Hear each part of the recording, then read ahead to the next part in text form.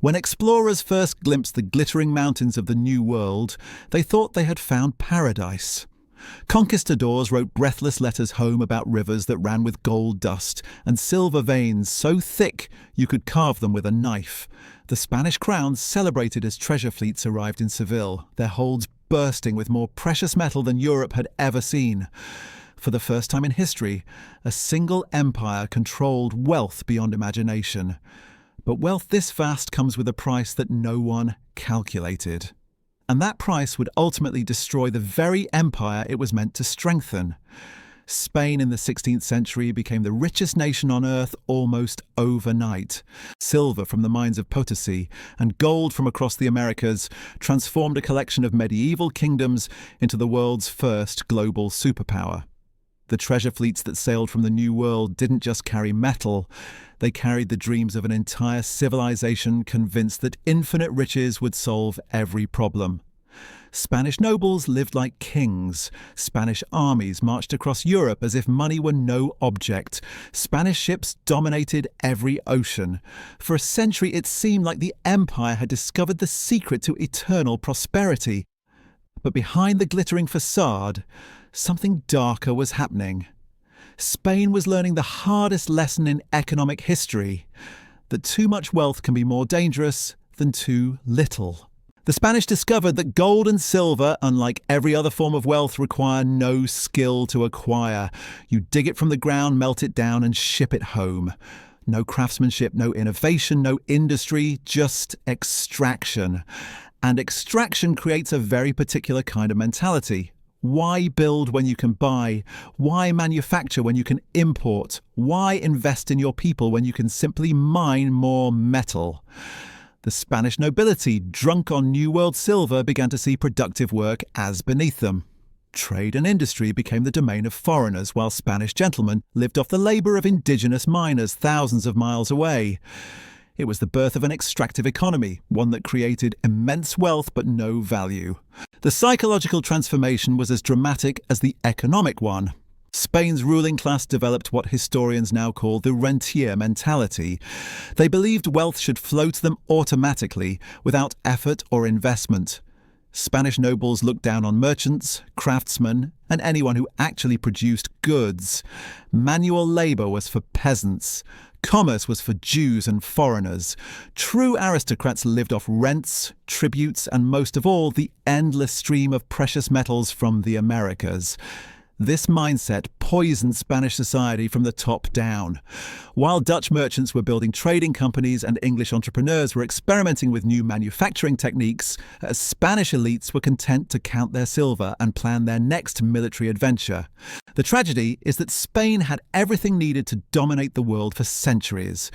They controlled the most advanced maritime technology of their age. They had access to global trade networks that stretched from Manila to Madrid. They commanded armies that were the envy of Europe.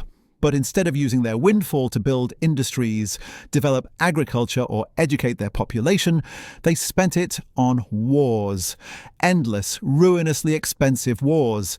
The Spanish Habsburgs fought in the Netherlands, in Italy, against the Ottomans, against France, against England.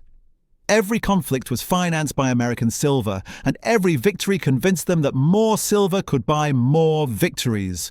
War became their only industry and conquest their only strategy. The numbers tell the story of a civilization hypnotized by its own wealth. Between 1500 and 1650, Spanish America produced roughly 150,000 tons of silver and 7,000 tons of gold. In modern terms, that represents hundreds of billions of dollars flowing into Spanish coffers. But instead of making Spain stronger, this flood of precious metals made it weaker. Prices across the Spanish Empire rose sixfold as the new money chased the same amount of goods. Spanish products became so expensive that nobody wanted to buy them. Spanish farmers couldn't compete with cheaper imports. Spanish craftsmen lost their livelihoods as foreign goods flooded the market. The empire that controlled the world's gold supply couldn't afford to buy anything with it. What happened next reveals the cruel irony of resource wealth. The more silver Spain extracted, the less valuable it became. The more gold they shipped home, the more they needed to maintain their standard of living. Inflation ate away at the value of their treasure even as the mines produced more.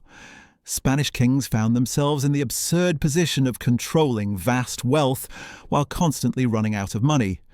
Philip II, the most powerful monarch in Europe, declared bankruptcy 4 times. Not because he was poor, but because his wealth was built on sand. Every bankruptcy proved the same point.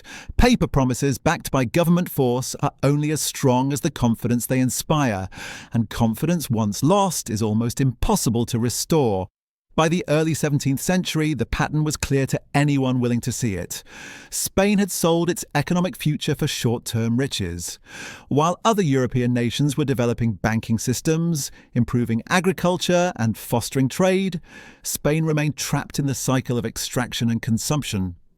The silver that had once seemed like a blessing was revealing itself as a curse. But the Spanish crown couldn't stop. The entire system had become addicted to American precious metals. Without them, the empire would collapse. With them, it was slowly poisoning itself. The empire that sold its soul for gold was learning that some bargains are too expensive to afford. The addiction ran deeper than economics. It infected the very soul of Spanish society. When your wealth comes from the ground instead of from human ingenuity, you stop valuing human ingenuity. When your power comes from controlling minds instead of building industries, you stop building industries. The Spanish developed what economists now recognize as the classic symptoms of resource curse, an entire civilization that forgot how to create value because it was too busy extracting it. The social consequences were devastating. In productive economies, wealth flows to those who solve problems, meet needs, and improve lives. But in extractive economies, wealth flows to those who control the extraction. Spanish society reorganized itself around this reality. The highest positions went not to inventors or entrepreneurs, but to administrators of colonial exploitation. Success meant getting closer to the silver pipeline, not creating anything new. Innovation withered because innovation was unnecessary when you could simply dig up more treasure. Meanwhile, Spain's competitors were learning different lessons. The Dutch were building the world's first modern financial system, creating banks that could mobilize capital for productive investment. The English were developing manufacturing techniques that would eventually launch the Industrial Revolution. Even the French, despite their own political problems, were fostering trade and craftsmanship. But Spain, mesmerized by its golden hoard, ignored these developments. Why worry about efficient production when you could buy everything you needed with American silver? The military consequences followed inevitably. Spanish armies remained formidable, but they became increasingly dependent on foreign suppliers. Spanish soldiers carried weapons manufactured in Milan or Flanders, ate food imported from Sicily or the Low Countries, and wore uniforms sewn in workshops they didn't own. The empire's military might rested entirely on its ability to pay foreign contractors with colonial silver. This worked as long as the silver kept flowing and other nations accepted it. But it left Spain strategically vulnerable in ways the Spanish crown never fully understood. The first cracks appeared in the 1590s.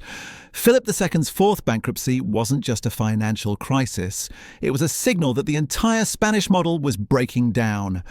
The king, who ruled an empire where the sun never set, couldn't pay his soldiers. Spanish armies mutinied across Europe not from lack of courage, but from lack of wages. The treasure fleet still arrived from America, but their cargo was already pledged to Italian bankers, German creditors, and Flemish suppliers. Spain had mortgaged its future to finance its present, and the future was arriving ahead of schedule.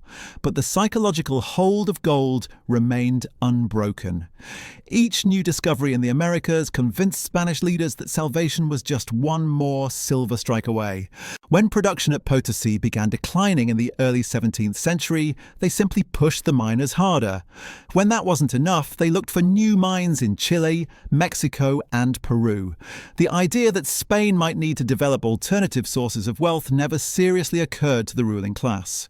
They had built their entire worldview around the assumption that precious metals were the only real wealth, and everything else was just a way to spend them. Spain's Golden Empire teaches us the most expensive lesson in economic history, that wealth without wisdom is ruin in disguise.